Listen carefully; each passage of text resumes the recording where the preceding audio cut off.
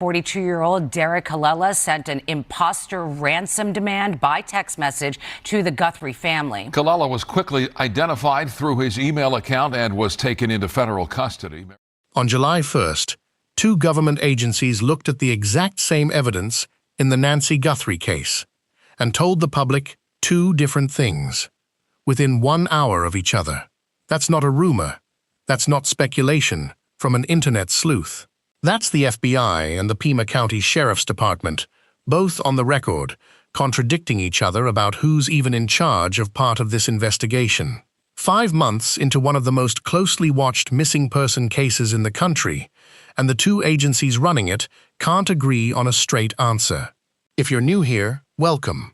We cover cases like this one carefully, and we go wherever the facts actually lead, not where the headlines want us to go. If that sounds like your kind of channel, consider subscribing so you don't miss where this one goes. So before we get into what they actually said, you need the full picture of how we got here. Nancy Guthrie was 84 years old. She lived alone in Catalina Foothills, a quiet suburb tucked against the mountains outside Tucson, Arizona. Most people who'd never followed local Tucson news wouldn't have known her name, until it became clear whose mother she was. Nancy was the mother of Savannah Guthrie, longtime co-anchor of NBC's Today Show. That connection is, according to at least one forensic expert who has since weighed in publicly, part of what may have put a target on Nancy's home in the first place. On the night of January 31st into February 1st, Nancy had dinner at the home of her other daughter, Annie, and Annie's husband. She was driven home and arrived at her house just before 10 p.m. Everything, at that point, seemed ordinary. Then the timeline gets unsettling. According to investigators, Nancy's doorbell camera disconnected around 1:47 a.m. Before it went dark, it had captured a masked, armed individual approaching her front door. At 2:12 a.m., her home security software detected movement in front of one of her cameras. But investigators were never able to recover footage from that specific moment. Whatever happened inside that window is still, 5 months later, one of the central mysteries of this case. Nancy was reported missing the next day when she failed to show up for a remote church service she attended with a friend. That's when the alarm was raised, and her home was declared a crime scene soon after. What officers reportedly found at the house pointed to something far more serious than someone simply wandering off. Blood consistent with Nancy's was recovered from the scene. Her phone was gone. So were her essential medications, the kind an 84-year-old woman with health issues would need daily. Pima County Sheriff Chris Nanos said early on that he believed she had been taken against her will. Within days, the case exploded into national news. The White House posted about it. President Trump personally called Savannah Guthrie to offer federal resources, and about 2 weeks later, he went further in public, saying the kidnappers should face the death penalty if caught. Savannah, a woman whose job, ironically, is to deliver the news every morning, suddenly found herself and her family living inside one of the biggest stories in the country. She addressed it publicly just a few days after the abduction, appearing on camera with her siblings, Annie and Cameron. She didn't hold back the fact that the family was aware of ransom-related reports, and she spoke directly to whoever was responsible, saying the family was ready to talk. That's when the ransom notes entered the picture, and this is where the case starts to splinter into competing versions of the truth. The first note, according to reporting at the time, demanded millions of dollars in cryptocurrency, with 2 separate payment deadlines. If the family didn't pay by the second deadline, the note reportedly threatened that Nancy would be killed. Then came a second note, sent to a Tucson television station. This one didn't ask for money at all. According to multiple outlets, it claimed that Nancy had died shortly after being taken, and, according to sources familiar with the investigation, that whoever sent it expressed something like regret over her death, saying she'd been buried in nature. Days after receiving that second note, Savannah posted an emotional statement. She said the family understood the message and asked whoever was responsible to return her mother to them, even if only her remains, so the family could have closure. It was one of the rawest public moments of the entire case. But even while the family was processing that, something else was quietly falling apart behind the scenes. The relationship between the two agencies supposedly working this case together. According to FBI Director Kash Patel, federal agents weren't allowed onto the scene for the first 4 days after Nancy disappeared. Speaking to reporters months later, Patel said the FBI showed up immediately, but wasn't given access, and he made a point of saying that was the sheriff's office's choice, not his agency's. The Pima County Sheriff's Department has pushed back on that characterization, saying coordination with the FBI began without delay, even if the director himself wasn't on scene. There was a second flashpoint, and it centers on something as basic as where evidence gets tested. Patel has said the FBI offered to process the DNA recovered from Nancy's home at its own crime lab in Quantico, widely considered one of the most advanced forensic facilities in the country. Instead, Pima County sent that evidence to a private lab in Florida. Patel didn't hide his frustration about that decision. And whatever the reasoning behind it was, it meant that some of the most critical physical evidence in this case was, for months, in a lab outside federal hands. That kind of friction between agencies doesn't automatically mean incompetence, and it doesn't prove anyone did anything wrong. But it does help explain why, by the time July rolled around, the FBI and the Sheriff's Department were already primed to contradict each other publicly. The mistrust wasn't new. It had been building since February. It wasn't just federal investigators who felt shut out. In February, a well-known disaster response and search and rescue nonprofit called the United Cajun Navy reached out to Pima County, offering to help search for Nancy. According to the organization's vice president, Brian Trasher, they submitted a detailed 41-page plan offering K-9 teams and drone units, and specifically pointing to terrain near the Arizona border they believed was worth searching. They were turned down. The Sheriff's Department later confirmed the decision publicly, saying at the time that private search groups had been asked to give investigators the space to do their work, and that the search was, in their words, best left to professionals.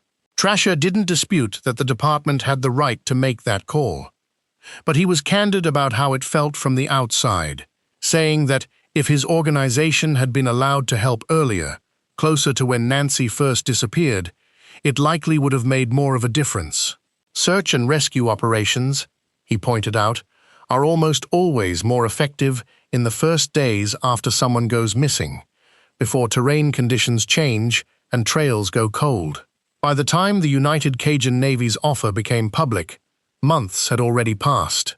So by the time we get to July, you've got a case where two separate outside parties, one federal, one a search and rescue nonprofit, both say they were kept at arm's length in the early days. And now, here's where that same tension boils back over into public view. So which is it? Are the ransom notes real, or are they fake? On July 1st, both agencies investigating this case were asked that exact question, and they didn't give the same answer. It started that morning, when reporters caught up with Patel and asked him directly to confirm a Reuters report that all 3 ransom-related notes had been ruled fake. His response was short. He said he wasn't going to comment on it, and that the FBI had always been in an assist role, that this was a state matter being led by state authorities.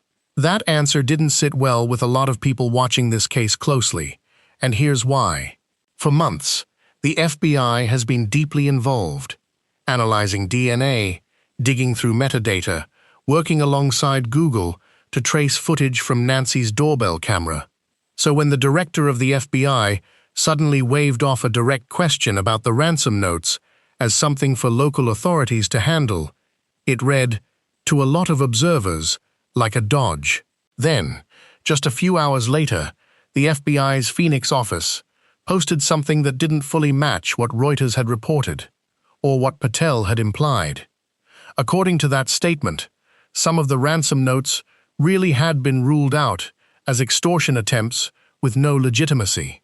But others, the FBI said, may potentially be legitimate and were still being investigated.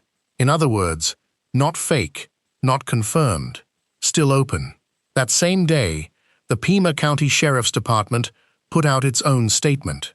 And this is where things get genuinely strange, because the two statements didn't line up on who was even in charge of that part of the investigation. The FBI said local authorities remained the lead. The Sheriff's Department said the opposite, that any questions about the ransom notes should be directed straight to the FBI. Two agencies, same case, same day, pointing at each other. Given everything that had already happened between them since February, the 4-day delay, the DNA lab dispute, the rejected search help, that contradiction starts to look less like a one-off miscommunication and more like a pattern. Retired FBI agent Jason Pack offered one possible explanation for the muddled picture. He said investigators likely hadn't had enough time to fully verify the newest note, the one emailed to TMZ just the week before, and that ruling something out that fast isn't necessarily realistic. According to Pack, agents would need to examine the sender's IP address and other digital metadata before they could say with confidence whether a message was genuine. That detail matters, because it's not the first time a note in this case has needed that kind of forensic work, and it's not the first time someone claiming to know what happened to Nancy has reached out to the media. TMZ has reported receiving several messages over the course of the investigation from people claiming to have information about her kidnappers, including, most recently, someone claiming to have video of the main guy and of Nancy on the day she died. TMZ says it authenticated that the email came from the same sender behind earlier messages, based on a matching Bitcoin address and alias. Investigators have not confirmed whether that message is credible. Not everyone who has claimed to have answers in this case has been telling the truth. In fact, at least one person has already been held accountable for lying about it. A California man named Derek Colella pleaded guilty on July 2nd to 2 federal felony charges for sending a false ransom demand across state lines and for using a telecommunications device to threaten or harass. According to court proceedings, Colella tested positive for drugs at the time prosecutors addressed the court, and he's set to be sentenced in September, facing 5 years of probation. That guilty plea confirms something important. At least one of the messages connected to this case really was a hoax. But it doesn't answer the bigger question, because the FBI's own statement said some of the other notes may still be legitimate. So Colella's fake note doesn't close the door on the others. It just proves that hoaxers have been circling this case, feeding off the attention, all while a family waits for real answers. Crime scene analyst Cheryl McCollum raised a question that's been sitting underneath this whole case since February. If any of these ransom notes are genuine, why has no one who sent them ever offered real proof? No verified photo, no specific detail that couldn't have come from public reporting. Just claims, and underneath all of it is a piece of physical evidence that's never gone away. Blood, consistent with Nancy's, recovered from her front porch back in February, something investigators have never fully explained in public. While investigators argue over which notes are real, something else has been happening in the background of this case. And it says a lot about what 5 months of unanswered questions can do to public attention. Reality star Khloe Kardashian brought up the case on her podcast this week, sitting down with Crime Junkie host Ashley Flowers. Both said, in their own words, that they found it hard to believe there was still nothing concrete for the public to go on. Sheriff Nanos has addressed that frustration directly, acknowledging that his department has withheld some information from the public, not, he says, out of secrecy for its own sake, but to protect the integrity of the case. Flowers made a similar point from the outside looking in, noting that this kind of silence is common in active investigations. even when it looks like nothing is happening behind the scenes. That tension between a public desperate for answers and investigators who say they can't give them yet has pulled in people who probably shouldn't be part of this story at all. Last month, Savannah Guthrie contacted law enforcement after learning that a YouTuber live streaming under the name Criminal Network had parked outside her mother's home and was broadcasting from the property. Police records show she reported it on June 11th, and authorities have since identified the individual behind that account from prior investigations. It's a reminder of how much this case has become a public spectacle, sometimes at the direct expense of a family already living through the unimaginable. There's also been conflicting chatter about how close investigators are to an arrest. A former FBI special agent said publicly that she believes the Bureau is closing in on the masked suspect caught on Nancy's doorbell footage. Law enforcement sources have since pushed back on that claim, saying it overstates where the investigation actually stands. For now, no arrest has been made, and no suspect has been officially named. So where does that leave things? 5 months later, the physical evidence hasn't changed. Blood matching Nancy's was found at her home in February, and it's never been fully explained. Her phone and her medications are still missing, along with Nancy herself.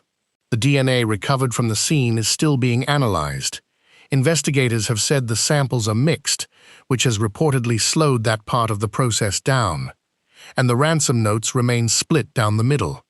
Some officially ruled fake, others still sitting in that uncomfortable space between real and unconfirmed. What we do know is that this isn't a case investigators have walked away from. Sheriff Nanos has said publicly that he believes an arrest will eventually happen. A reward of over $1 million is still active for anyone with information. And the FBI, despite its brief and guarded public comments, says the case is still being actively pursued as a kidnapping for ransom. Savannah herself put it plainly on a recent episode of Today, saying simply that the family is in agony and they cannot be at peace. That's not a talking point. That's a daughter, 5 months in, still waiting. Knowing that an investigation is ongoing isn't the same as knowing what happened to Nancy Guthrie.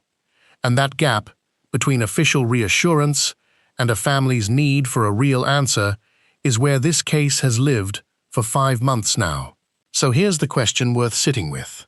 If the FBI truly believes some of these ransom notes might be legitimate, why, after all this time, has not one of them produced a single piece of proof the public or the family could actually hold on to? If you've been following this case as closely as we have, let us know in the comments what you think really happened that night in Catalina Foothills. And if you want to be here the moment this case gets its next real update, go ahead and subscribe. We'll be covering it the second something changes.